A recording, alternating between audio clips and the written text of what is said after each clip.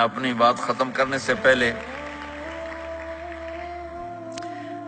اگر کسی سے لڑے ہوئے ہو تو صلح کر لینا اٹھ کے، اگر کسی سے بات چیت بند ہے تو صلح کر لینا، اور خاص طور پر اگر خاوند اور بیوی لڑے ہوئے ہوں اور وہ صلح کر لیں تو ان کے اللہ پچھلے سارے گناہ معاف کر دیتا ہے۔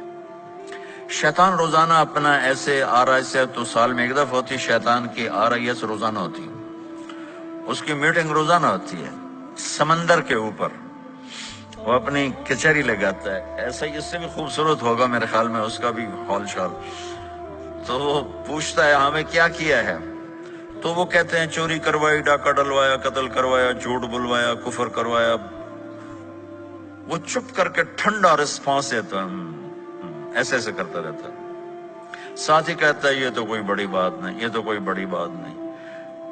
ایک لنگڑا کالا کوڑا جا شیطان پچھو کھلو کے آندا ہے۔ پنجابی جانتے ہو؟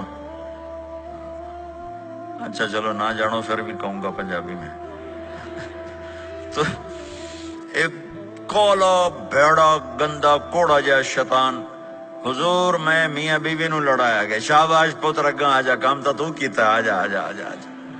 ایک کالا سا شیطان کہتا ہے حضور میں نے آج خامد اور بیوی کو لڑایا، تو وہ یوں ہوتا ہے، کہتا ہے یہ ہے جو کر کے آیا ہے، اس کو بلا کر گلے لگاتا ہے، پھر اپنے ساتھ بٹھاتا ہے، کہتا ہے یہ کام کر کے آیا ہے، یہ کام کر کے آیا ہے۔ کیوں کہ اس سے پوری نسل برباد ہو جاتی۔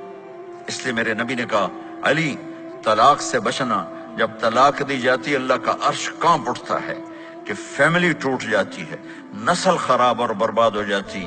اس لیے آپ کو ہاتھ جوڑ کے کہتا ہوں ایک دوسرے کو برداشت کرنا سیکھو، ایک دوسرے کو معاف کرنا سیکھو، ایک دوسرے کو درگزر کرنا سیکھو۔ اللہ کے واسطے یہ زبان جو منہ میں ڈالی ہوئی ہے اس زبان کو قابو کر لو۔